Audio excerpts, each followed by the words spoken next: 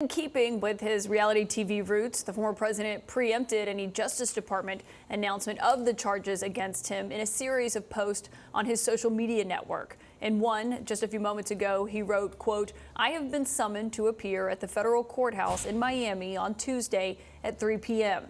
He goes on to say he never thought it was possible that such a thing like this could happen, then drifts into boasting about how he won all the votes in the presidential election, which we know is not true.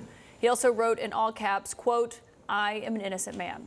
Kaitlan joining us now, our senior Justice Department correspondent, Evan Perez. Evan, what do we know about these 7 counts? Well, we don't know the details of exactly what these 7 counts are, Anderson. We know that the former president was on notice. He knew that he was being investigated for a couple of particular statutes. One is 793, the Espionage Act. That's the willful retention of national defense information. We know he was also notified that he was under investigation for 2071, which is a concealment of these documents, government documents, depriving them from the use of federal government officials, and of course, obstruction of justice. The question is, what other charges, possible charges? We know that there are 7 charges, and again, the fact is that this has never happened before, and this is something that the Jack Smith, the prosecutors in that office have weighed for some time before making this decision. Everything, including, of course, the target letter that the former president received only recently, had to go through Merrick Garland. Merrick Garland, the Attorney General, would have had to review this and decide whether to allow it to go forward. So the idea that this indictment, we don't know exactly when it was returned, if it was returned today. The former president says he was notified this evening, tells us that the Justice Department had certainly gotten to this stage very recently, that they knew they had enough evidence, they believed they had enough evidence to bring this to a jury. Evan, also just talk about this being in Florida, the change of venue. Yeah, no, actually, Anderson, this is one of the fascinating things for us. We've been following this. We've seen dozens of witnesses go to the federal courthouse here in Washington and be brought before the grand jury here that was hearing witnesses, again, testimony with regard to this and the January 6th investigation. And it's only recently that we understand that this grand jury in Miami started hearing testimony. What we heard from Trump lawyers, including on our air, was that they believed there was an issue with venue. We're told that this is something they raised with the Justice Department, that they believed it would be improper to bring this case in Washington because any possible crimes, any accusations against the former president happened in the Southern District of Florida, which is, of course, where Mar-a-Lago is located. It appears, Anderson, that Justice Department officials eventually got to that point. They clearly were, at some point, thought it would be better to do it here in Washington, but then changed their mind and decided that Miami is the place to bring these charges. Again, we don't know the exact details of these charges, but clearly, that's why this sudden change of venue. And now we expect the former president to appear on Tuesday for his first appearance before a magistrate in Miami. Yeah, he said 3 p.m. Evan, we'll check back in with you over the next 2 hours. I'm joined now by our political and legal analyst, New York Times' Maggie Haberman, former Obama senior advisor David Axelrod, former Assistant U.S. Attorney Ellie Honig, and Republican strategist David Urban, one-time campaign advisor to the former president. Maggie, I want to start with you. What are you hearing, first of all? I think everyone is still in shock who's hearing the news, both people around the former president and, frankly, people across the political spectrum, because we have been hearing the drip of this case for so long. His team was prepared for this to happen this week, didn't have information that it was going to. 7 counts is a lot. We don't know exactly what all of the charges are yet. We're going to have to see what the complaint is. We won't know until presumably it's unsealed. So there's a lot of unknowns, but this is obviously not a good development, and it's one that he was hoping to avoid. Yeah, Ellie Honig, from a legal perspective, what do you think the 7 counts are? Or what do we know based on what's been presented thus far? The best indicator we have so far is the search warrant affidavit from Mar-a-Lago. And when the Justice Department went to a judge, they said, we have probable cause to believe that 3 different crimes were committed: willful retention or mishandling of defense information. That's part of the Espionage Act.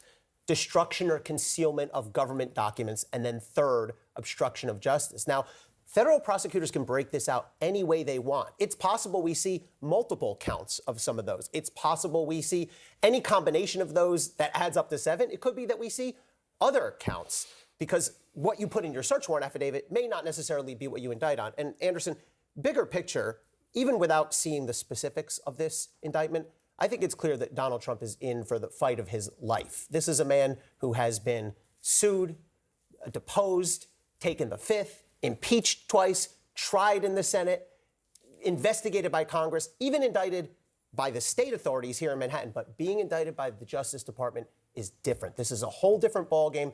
DOJ has way more resources. The conduct here is going to be, I think it's safe to say, more significant than what he was indicted for in Manhattan. And the consequences, if he's convicted, are going to be much more severe than what he's looking at in Manhattan. What about there was an espionage charge as a possibility? Yeah, that is one of the crimes that was listed, and that relates to mishandling of defense information, not necessarily classified information. I should note this also. One of the statutes that was listed in the search warrant application, destruction and concealment of government documents, says on the face of the law, if a person is convicted of this crime, he's disqualified from holding federal office. Now, big thing we need to know here, that may not be constitutional. That's never been challenged in court. I think there's a good chance that that would not hold up in court. Also, I think it's unlikely, well, we don't know whether this case will be tried before the election. And even if it is, nothing is final until the appeal is over. That will not happen until after the election. David Urban, I mean, you know the former president quite well. His statement on his social media, it paints the picture of how he's going to portray this. Yeah, obviously, but it's you know, we saw this kind of played out in an ad that the wolves are coming for me, right? That the campaign has put together, and we've heard this, you know, over and over. I'm standing between you and them, right? That the Justice Department has been weaponized, FBI has been weaponized. You know, one of the points I think that makes it tougher here is this Espionage Act charge, right? And we don't know if that is one of the 7 counts. Well, I don't know if it's one of the 7 counts, but based upon the search warrant, it's, you know, the Espionage Act. When you paint yourself and you're a patriot and you're the president of the United States, I can't imagine a worse phrase to be used with the president of the United States than the Espionage Act. When you hear it, it makes you sick to your stomach, right? And so I think people will viscerally react to it differently than anything else that he's been charged with so far. Conspiracy, obstruction, I think those things the president can make go away. And the people who follow the president won't pay that much attention to it. When you push somebody and say, the president's alleged to have violated the Espionage Act, that just hits differently. Yeah. And I think it's going to be tougher to defend. Well, go ahead, Maggie. No, I think I still think obstruction and other charges that might be in here are still going to be problematic for him. Maybe not in the Republican primary. Yeah, no, I don't. Legally, I agree. Yeah, but I think that once he gets to a general election as the front-running nominee that he appears, or front-runner for the nominee that he appears to be right now, if that holds, if what happened last time he was indicted happens again, and it basically is a political buoy, he still faces a problem explaining this in a general. Now, he will then use that as a political cudgel against Joe Biden. There's no question about that. But if you're standing as a Republican on a debate stage, if you're being asked tomorrow, if you're Mike Pence, and you're being asked, like, okay, now what? Now there's a violation. Can we still support him in a general election? I think the answers are going to be completely different. That's just my take on it. Well, it may be. You know, the one thing that Donald Trump probably has taught us in the last 8 years or so is humility in these discussions, or 6 years.